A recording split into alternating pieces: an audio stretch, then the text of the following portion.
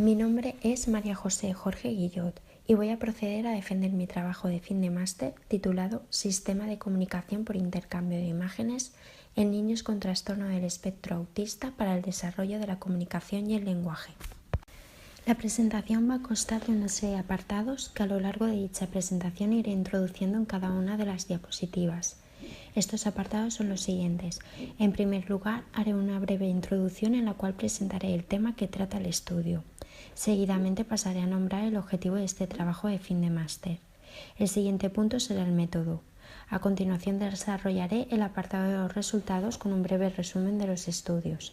Posteriormente expondré el punto de las conclusiones y finalmente concluiré con las referencias bibliográficas. El Dr. Bleuer fue quien acuñó por primera vez el término autismo, pero fue el médico vienés Leo Kanner el que lo señaló como un síndrome distinto, estableciendo tres características comunes: incapacidad en la relación con los demás, alteraciones en el lenguaje con una excesiva interpretación literal del lenguaje y el deseo obsesivo de repeticiones. El concepto ha ido evolucionando a lo largo de los años y lo podemos encontrar con cada una de las definiciones que la Asociación Americana de Psiquiatría refleja para este concepto. El DSM I junto con el DSM II lo consideraron en su día una esquizofrenia de tipo infantil. Más adelante, con la publicación del DSM III, deja de considerarse esquizofrenia infantil e incluyen el concepto de trastorno autista. Posteriormente, con la nueva actualización del Manual Diagnóstico y Estadístico de los Trastornos Mentales, pasa a definirlo trastorno generalizado de desarrollo, en el cual incluyen otros trastornos: trastorno autista, trastorno de Asperger, trastorno de Rett, trastorno desintegrativo infantil y trastorno generalizado del desarrollo no especificado. Actualmente nos basamos en la definición de la última publicación de este manual. En su quinta edición pasa a definirlo como un trastorno del neurodesarrollo caracterizado por déficits en comunicación e interacción social y patrones repetitivos de conductas, actividades e intereses. Al igual que el término de autismo ha ido evolucionando con el tiempo, las técnicas de intervención del lenguaje han sufrido también variaciones. Encontramos dos métodos de intervención: el método tradicional de enseñanza analógico, el cual se basa en la repetición de ensayos. Se lleva a cabo en aulas fuera del entorno natural del niño y se refuerzan las emisiones correctas con la expresión muy bien. Frente al modelo naturalista, modelo de enseñanza natural del lenguaje, donde la intervención se realiza en contextos naturales, con temas de interés para el niño y generalizando lo aprendido a otras situaciones. En la actualidad, el modelo más valorado es el modelo naturalista. Surgió en los años 80-90 y fue creado para ser empleado con niños autistas. Los trabajos actuales de intervención en el lenguaje se basan en este modelo, ya que se centra en generar un lenguaje funcional y espontáneo. Algunos niños con autismo saben nombrar los objetos, pero son incapaces de pedirlos cuando los desean mediante la palabra. Otras personas con autismo transgreden el estereotipo de persona muda. Hablan bastante y usan un vocabulario preciso y técnico. Es el caso de las personas con síndrome de Asperger o autismo de alto funcionamiento. Esta peculiaridad no suele estar relacionado con una urgencia de comunicar, sino con una necesidad de hablar. Un fenómeno frecuente en el autismo es la ecolalia, que consiste en la reproducción exacta de forma involuntaria de palabras o sonidos emitidos por otra persona u objeto. Del mismo modo, las personas con trastorno del espectro autista presentan dificultades en el procesamiento sensorial. Un estudio reciente concluyó que muestran dificultades para integrar la información de los estímulos sonoros y visuales de forma simultánea. Se conoce que las personas diagnosticadas con TEA procesan la información por el canal visual. Por esta razón, se escoge el uso de sistemas aumentativos y alternativos de comunicación, los cuales combinan la palabra con el apoyo de la imagen, favoreciendo así la comunicación funcional y espontánea. El sistema de comunicación por intercambio de imágenes fue creado por Bondi en 1985 como un sistema único, aumentativo y alternativo que enseña a niños y adultos y otras deficiencias comunicativas a iniciarse en la comunicación. Este sistema consta de 6 fases. Fase 1. Cómo comunicarse. Los alumnos aprenden a intercambiar una sola imagen, El niño recogerá la imagen, extenderá la mano hacia el entrenando y dejará sobre la mano del logopeda la imagen.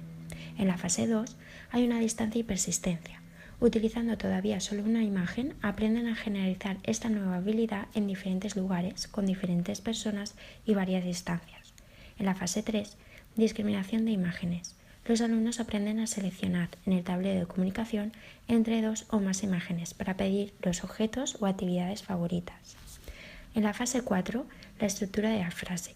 Los alumnos aprenden a construir oraciones simples en una tirafrase, utilizando una imagen de quiero seguida de una imagen del elemento que está pidiendo. La fase 5, respondiendo a qué quieres. El alumno puede solicitar espontáneamente una variedad de imágenes y contestar a la pregunta ¿qué quieres? Y en la última fase, la fase 6, respuestas y comentarios espontáneos. El niño contesta a preguntas tales como ¿qué ves? ¿Qué oyes? ¿Y qué es?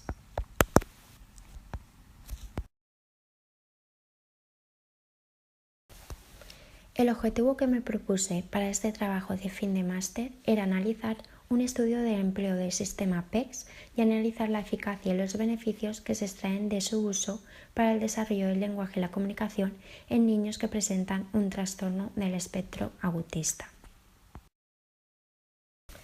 El objetivo general de este trabajo final es responder al planteamiento inicial, es decir, indagar el empleo y la eficacia del sistema de comunicación por intercambio de imágenes en niños con trastorno del espectro autista.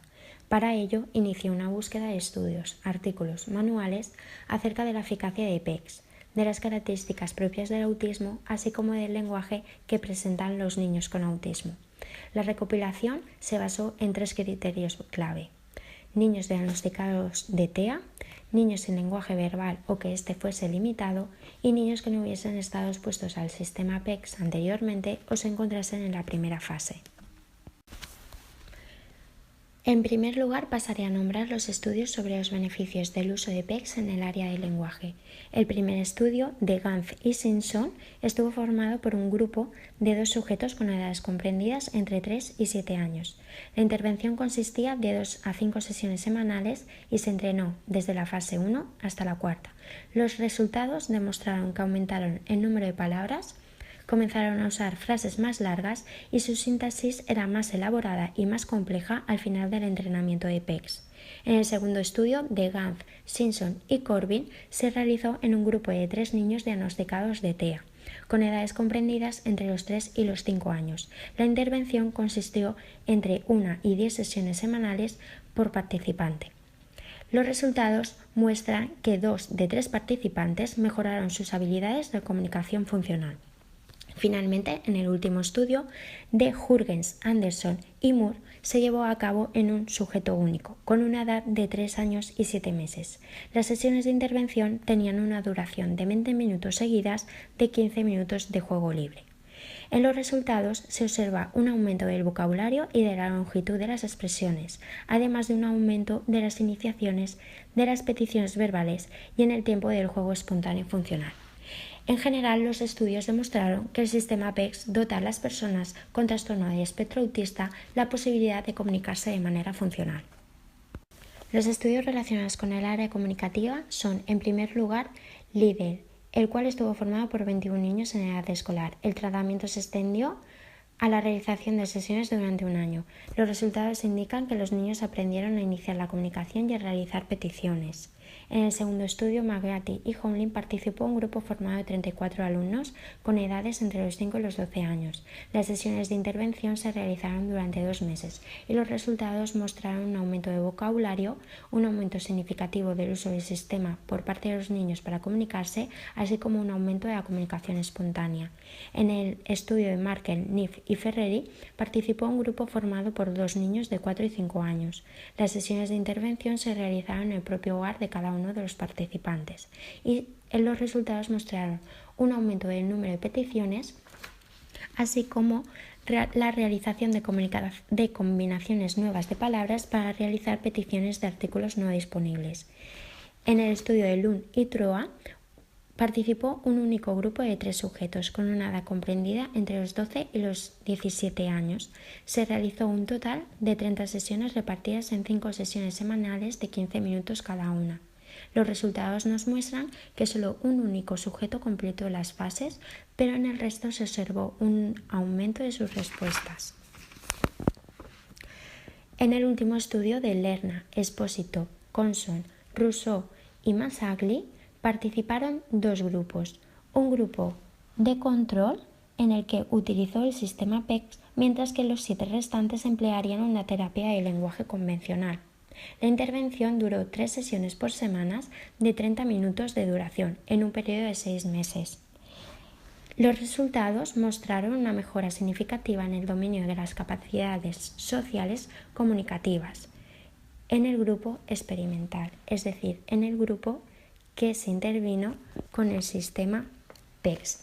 En definitiva, podemos concluir que los resultados de estos estudios señalan que el uso de PECS resulta beneficioso a la hora de iniciar la comunicación y realizar peticiones. Se ha comprobado que las ventajas se mantienen a largo plazo y se puede adaptar el sistema a las características del niño, como se demostró en el estudio de Land y Trua.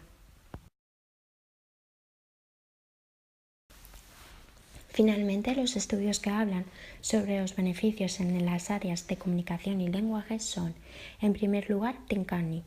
Estuvo formado por un grupo de 2 alumnos con edades comprendidas entre los 5 y los 6 años.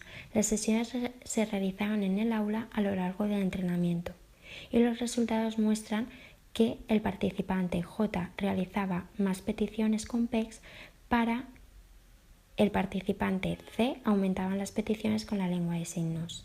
En el estudio Yoder y Stone estuvo formado por 2 grupos, un grupo experimental con una intervención con PECS y un grupo de control con la intervención con el sistema RMPT. Se realizaron sesiones de 20 minutos, 3 veces a la semana durante 6 meses, y los resultados mostraron que con la intervención del sistema PECS fue el sistema que facilitó el número de palabras diferentes no limitadas por los niños y un efecto positivo en la frecuencia de actos comunicativos. En el estudio de Malandraki y Oquiladu estuvo formado por un único sujeto de 10 años de edad. Se realizan sesiones de intervención durante 4 meses, un total de 63 sesiones, y los resultados mostraron que de manera espontánea solicitó 5 artículos del libro de comunicación, entendió órdenes y respondió preguntas escritas, y se inició en las vocalizaciones.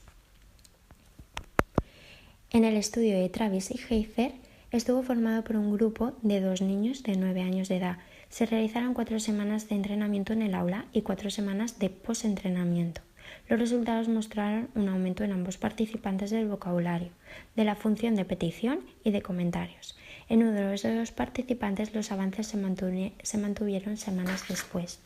En el último estudio de Park, Morgan y Malone estuvo formado por un grupo de 3 niños, junto con sus madres, con una edad comprendida entre los 2 y 3 años. Se realizaron entre 10 y 13 sesiones de intervención en total, con una duración entre 40 y 60 minutos. Los 3 niños generalizaron sus habilidades de comunicación y 2 de ellos vocalizaron palabras u aproximaciones de palabras. En general, los resultados manifiestan que los niños empiezan a realizar vocalizaciones de palabras o aproximaciones y aumentan la longitud de sus expresiones.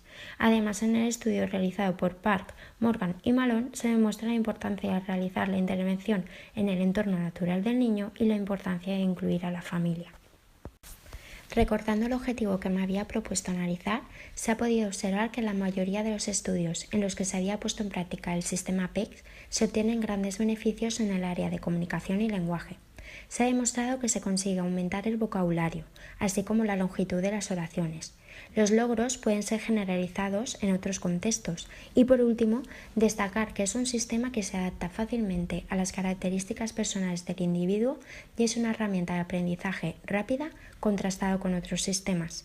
Las dificultades que me he encontrado a la hora de elaborar este trabajo ha sido la gran cantidad de información, puesto que ha hecho más difícil la elección de información y la revisión de que dichas fuentes estuviesen actualizadas. Por lo tanto, más que una limitación, podríamos decir que ha sido una ventaja. A partir del estudio realizado, sería interesante continuar con las investigaciones acerca de las adaptaciones aplicadas al sistema PECS y seguir sacando a la luz los beneficios que hasta ahora conocemos. Destacar como referentes bibliográficos el Manual de la Asociación Americana de Psiquiatría, del cual extraemos la definición actual del concepto autismo, el Manual de PECS, de Frost y Bondi, y por último el Autismo desde dentro, de De Klerk. Para finalizar me gustaría citar una frase que dice así: el autismo es parte de este mundo, no es un mundo aparte. Conocerlo y comprenderlo significa enriquecerse.